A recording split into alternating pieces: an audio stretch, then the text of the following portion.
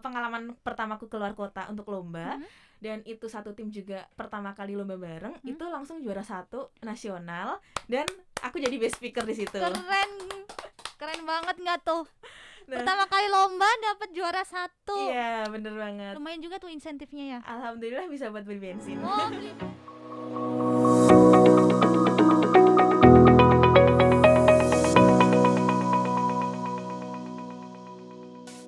Halo Sobat Perikanan, balik lagi sama aku Desi Putri Handayani di podcast Perikanan UGM. Dan kali ini kita masuk di sesi Deep Talk. Kali ini udah ada nih salah satu mahasiswa berprestasi perikanan UGM. Dan langsung kita sapa aja ya. Halo, selamat siang Mbak Farhana Laili. Gimana kabarnya hari ini? Selamat siang Mbak Desi, alhamdulillah kabarnya baik. Wah, luar biasa nih, salah satu mahasiswa berprestasi perikanan UGM. Kira-kira nanti bisa dong ya share-share ke sahabat perikanan gimana sih jadi mahasiswa berprestasi itu gitu ya. Bisa Mbak, bisa. Oke, nah sebelum kita mulai lagi nih ya, untuk Farhana Laili, kira-kira nama aslinya emang Farhana Laili gitu ya? Iya Mbak, emang Farhana Laili namanya. Dua suku kata. Nah, kalau boleh tahu asalnya dari mana nih Farhana? Panggilannya siapa sih? Boleh dipanggil Ana. Oh, Ana. Ya. Oke. Ana, saya dari mana nih? Aku asalnya dari Kulon Progo Mbak. Kulon Progo. Kulon Progo Jogja. Iya. Deket banget. Iya, deket. Oh, berarti tiap hari ngelaju? Enggak sih, ngekos. Oh, Tetap ngekos ya. Oke. Itu kira-kira ada cerita nggak dari ini kan masih apa ya, S2 ya sekarang ya? Iya Mbak. S2 kalau nggak salah satu mahasiswa fast track juga. Nah, ceritain dong sekilas kegiatan dulu pas SMA, karena kan mungkin ada track recordnya nih ya dari SMA ke kuliah sampai dijuluki mahasiswa berprestasi perikanan UGM. Silakan Mbak Ana untuk cerita-cerita gitu. Oke, jadi sahabat perikanan ya, ceritanya dulu itu pas SMA, kan aku dari SMA Negeri 1 Wates. Oh, 1 Wates? Iya, di Kulon Progo. Jadi dulu itu pas SMA memang aku seneng untuk ikut perlombaan gitu, karena di SMP aku merasa kurang atau malah nggak sama sekali dapat kejuaraan gitu. Terus pas SMA di kelas 1 SMA itu aku dapet informasi kalau ada seleksi pada saat itu lomba debat bahasa Inggris. Itu SMA kelas berapa tadi? Kelas 1. Kelas 1. Ya, baru masuk itu ada lomba debat bahasa Inggris, langsung tuh aku coba untuk ikut seleksinya. Bisa masuk tim, terus kita lomba di situ, tapi pertama kali coba kalah. Selanjutnya lomba-lomba lagi, ikut lagi, itu beberapa kali menang gitu Mbak. Jadi kalau untuk lombanya itu di semester 1 atau di kelas 1 itu memang banyaknya lomba debat bahasa Inggris sampai kelas 2. Tapi kelas 2 itu juga agak berbelok nih ke debat bahasa Indonesia sampai kelas 3 gitu. Jadi kalau untuk di SMA itu memang banyakkan debatnya. Tapi ada beberapa lomba juga kayak LKTI siswa, terus ada juga cerdas cermat agama, itu juga pernah ikut gitu Mbak. Wah, luar biasa. Nah, kalau saat SMA kan berarti dapat infonya dari sekolahan ya? Iya Mbak. Nah, kalau pas kuliah dapat dari mana tuh infonya? Nah, ini penting banget sih, dan banyak juga orang nanyain kayak gini. Jadi kalau pas pas semester 1 itu banyakan dapat info dari grup WA maupun grup lain. Oh, kebanyakan dari sosmed. Iya, dari grup-grup kayak gitu. Karena teman-teman yang lain tuh misalnya di angkatan tuh ada yang share info, nge-share poster gitu kan. Tapi makin kesini itu kan kayak grup makin sepi kan biasanya. Dan banyak silent reader tuh ya. Iya, bener banget. Jadi aku sekarang itu banyakan dapat info lomba itu dari Instagram. Bener-bener Instagram. Iya. Karena di situ ada akun-akun lomba kayak info lomba mahasiswa, info lomba gitu aku follow-follow semua nih. Dan dia kan selalu update tuh Mbak. Aku dapat infonya lomba dari situ. Bener-bener kayak, oh ini ngupload ada lomba debat nih, ada lomba LKT ini. Nah, aku dapetnya dari situ biasanya. Oh, berarti lombanya nggak cuman buat perikanan UGM ya? Untuk umum ya? Iya, umum Mbak. Oke. Terus kira-kira ada informasi juga nggak dari kampus gitu? Misalnya dari dosen ngasih tahu ada lomba nih gitu. Oh iya, kalau dari kampus itu sempat beberapa kali juga dapat, apalagi kalau lombanya itu yang di bawah dikti, kayak Pimnas gitu, infonya jelas dari kampus, dari fakultas juga. Kalau yang dari dosen itu ada beberapa biasanya kalau itu memang lomba untuk perikanan gitu. Itu pernah beberapa kali juga dapat info dari dosen gitu, Mbak. Oh ya, tadi kayaknya lupa deh nanya, Ana tuh dari prodi apa? Oke. Jadi aku tuh dari program studi aquaculture angkatan tahun 2018. 2018. Oh, berarti baru berapa? 4 tahun. Baru 4 tahun. Sekarang sudah semester 8. Nah, tapi juga alhamdulillah jadi mahasiswa fast track juga di prodi Magister Ilmu Perikanan masuk tahun 2021. Jadi untuk S2-nya semester 2 gitu. Waduh, keren banget nih sahabat perikanan, udah mahasiswa berprestasi. Fast track berarti kayak semacam akselerasi ya dari S1 ke S2 gitu. Iya, benar, Mbak. Luar biasa. Gimana nih sahabat perikanan? Makin kepo kan? Kalau mau kepo nih, kira-kira sahabat perikanan bisa buka dong Instagramnya Ana. Kira-kira bisa kasih tahu nggak Instagramnya apa? Oke, boleh banget. Kalau sahabat perikanan mau kepo-kepo, boleh banget untuk follow di Instagram aku @farhana_laili. Itu bisa di follow buat mungkin ya kalau mau kepo-kepo tentang lomba yang aku ikutin. Oke, gitu. waduh, apa tadi @farhana_laili. Waduh, oke. Nah, tadi kan disebutin sama Farhana ya udah ikut lomba-lomba gitu. Kalau lomba kan ada tipe yang lomba individu sama tim. Yeah. Kalau individu kan gampang ya ngorganisir diri. Kalau lomba tim tuh gimana cara bentuk timnya? Oke, kebetulan memang nih dari lomba-lomba yang aku ikutin emang sebagian besar atau malah semuanya itu lombanya tim, Mbak. Kira-kira berapa tuh satu tim? Berapa orang? Satu tim itu umumnya 3 orang, 2, 3, 4 gitu. Oke, gimana tuh cara bikin timnya? Nge-hire orang-orang, sini dong join nih, aku ada lomba nih, atau gimana tuh? Iya, kalau buat cari tim itu susah-susah gampang ya, Mbak. Pernah aku ada lomba ini, aku ngajak orang, misalnya aku udah kenal nih sama orangnya, sama teman sendiri, terus aku ajakin lomba. Ada juga orang yang ada temen yang punya lomba terus dia ngajakin aku, atau bener-bener nggak kenal, terus aku tiba-tiba dapat broadcastan nih kayak dibutuhkan mahasiswa yang mau ikut lombanya ini, semacam kayak lowongan kerja ya? Iya gitu. Nah, okay. terus aku tertarik tuh, aku ikut dan bener-bener kayak gitu tuh terjadi gitu loh di perlombaan, di pencarian tim gitu. Tapi ada juga yang menurutku berkesan selama pencarian tim ini, itu ada 2, Mbak. Yang pertama itu waktu masih offline dulu, lombanya debat. Jadi dulu ketika, ini sedikit cerita ya, dulu ketika masuk masih semester 1, itu kan ada ospek jurusan. Osjur. Iya, osjur. Nah, aku itu kan dapat tugas untuk wawancara kakak tingkat. Nah, itu namanya Mas Astoni. Iya, Aquaculture 2017. Oke. Nah, ketika sebelum wawancara kan aku cari infonya dulu nih, backgroundnya biar wawancaranya lancar gitu kan. Kok aku dapat info kalau Mas Astoni itu pernah ikut atau pernah daftar gitu tentang MUN, Model United Nation. Aku pikir kan kalau MUN itu biasanya itu ada hubungannya dengan debatnya gitu kan. Terus tertarik nih aku di situ. Terus ketika sudah wawancara, ketika pertanyaan-pertanyaan yang harus ditanyakan dari osjurnya itu udah selesai, aku nanya lagi nih tentang debat, dan ternyata benar Mas Astoni itu SMA-nya itu ada background debat gitu. Akhirnya beberapa hari kemudian atau beberapa minggu kemudian aku ada info debat, info lomba debat gitu. Akhirnya aku ngajakin Mas Astoni untuk jadi satu tim, join.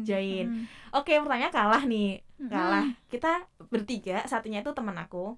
Terus satu orang itu bongkar pasang gitu loh, Mbak, sampai beberapa kali lomba. Jadi aku sama Mas Astoni, terus yang ketiga itu ganti-ganti orangnya. Sampai suatu hari kita ketemu atau kita ngajak namanya Mbak Farisa untuk satu tim juga sama kita. Jadi bertiga. Nah, akhirnya bertiga itu jadi bener-bener tim solid. Dan bertiga itu aku, Mas Astoni sama Mbak Farisa itu pertama kali lomba ke luar kota waktu itu di Bogor. Iya. Tahun kapan itu? Itu sekitar 2019 bulan Maret. Oh, sebelum pandemi. Nah, itu kita lomba debat bahasa Indonesia di sana, dan alhamdulillah pengalaman pertamaku keluar kota untuk lomba, dan itu satu tim juga pertama kali lomba bareng, itu langsung juara 1 nasional, dan aku jadi best speaker di situ. Keren banget nggak tuh? Nah, pertama kali lomba dapat juara 1. Iya, bener banget. Lumayan juga tuh insentifnya ya. Alhamdulillah bisa buat beli bensin. Oh, beli bensin. pesawat mungkin ya. Nah, waktu itu udah kita lomba berkali-kali keluar kota ke Jogja, itu bener-bener intens banget gitu kita bertiga itu. Sampai akhirnya sekarang mereka udah lulus semua, lulus duluan Waduh, kan. gimana tuh habis itu? Habis itu aku bongkar pasang lagi nih, cari kalau lomba debat ya orangnya ganti-ganti, atau lomba-lomba lain juga orangnya ganti-ganti.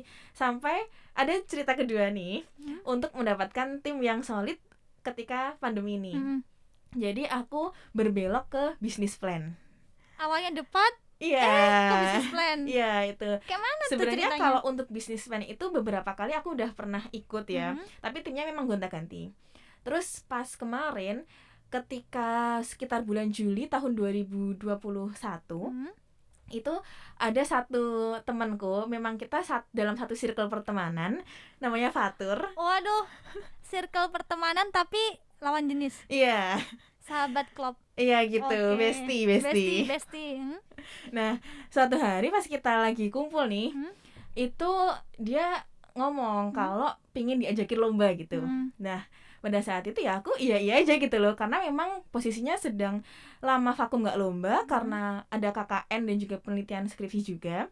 Terus si Fatur ini ngajakin lomba tuh. Nah, akhirnya kita cari-cari lomba, dapet, terus kita cari ide, kebetulan juga dapet juga. Terus kita ada satu tim lagi, satu orang lagi, jadi kan bertiga tuh, namanya Mahda, satu angkatan juga sama kita. Itu akhirnya kita satu tim. Pertama kali lomba sama Fatur sama Mahda itu kita langsung dapet juara 2 nasional.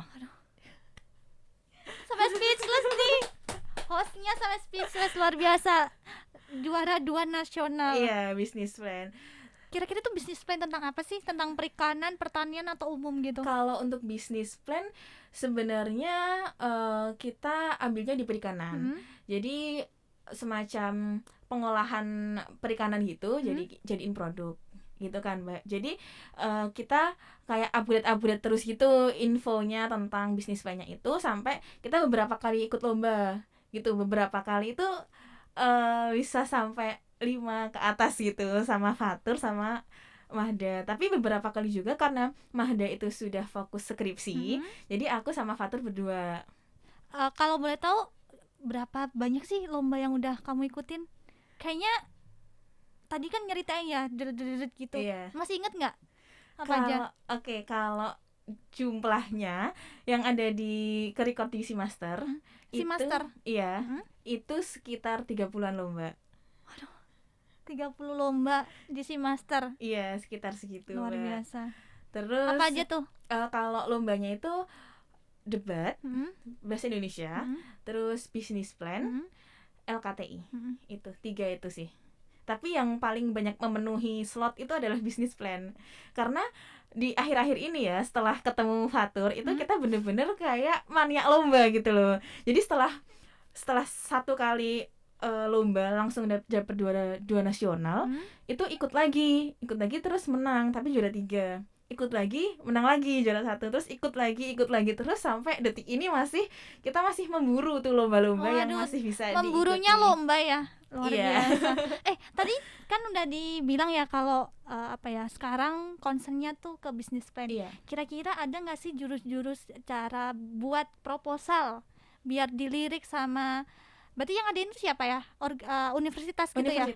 Kira-kira gimana tuh cara bikin proposal biar menarik? Oke, untuk menariknya proposal apa enggak itu yang utama dan pertama itu sesuai sama temanya. Temanya apa gitu, kita bikin ide yang sesuai sama itu. Contohnya yang Farkana kemarin itu yang pernah aku buat itu adalah pemberdayaan UMKM misalnya. Pemberdayaan UMKM. Terus gimana tuh? Aku bikin lomba, bikin idenya itu sama Fatur itu pokoknya bahan baku yang kita gunakan itu ada kaitannya sama UMKM gitu. Jadi tetap meng-highlight si UMKM-nya itu. Gitu kan. Jadi itu kan udah sesuai sama tema.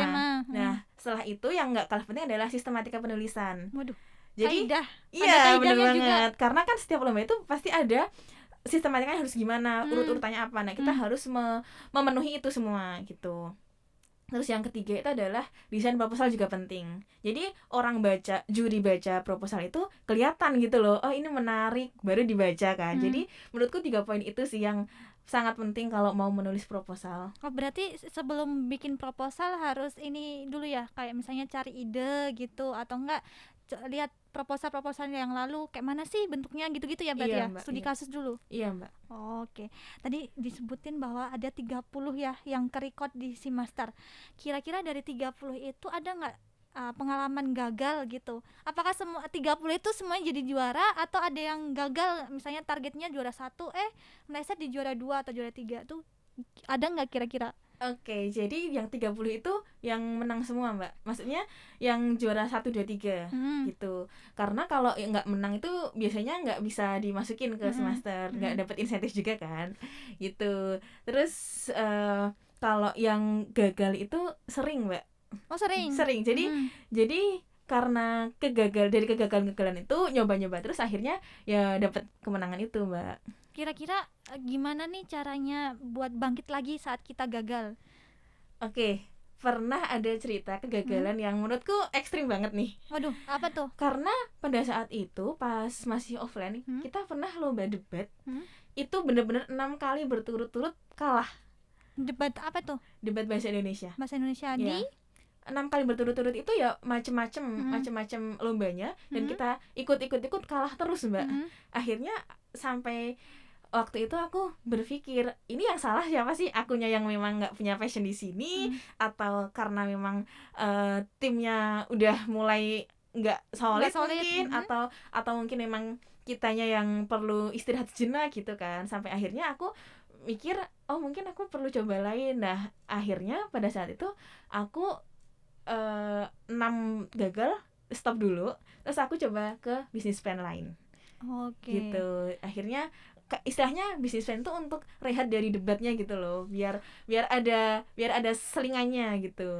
Berarti mungkin karena udah agak jenuh kali ya sama debat, terus cari bisnis plan gitu. Waduh, luar biasa banget nih.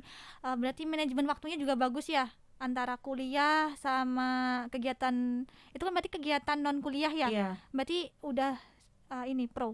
Jadi kalau untuk pro apa enggak sih ya gimana ya Mbak jelasinnya, karena kalau kuliah kan biasanya pagi sampai siang gitu, terus nanti siang ke sorenya ada praktikum kan biasanya kalau di aquaculture itu. Kalau untuk kegiatan lomba, untuk misalnya membahas lombanya, bikin proposalnya itu bisa kita kerjakan malam gitu kan. Terus kalau pelaksana hari H itu biasanya weekend juga kan, jadinya menurutku nggak ngeganggu waktu kuliah gitu. Oke, luar biasa banget nih.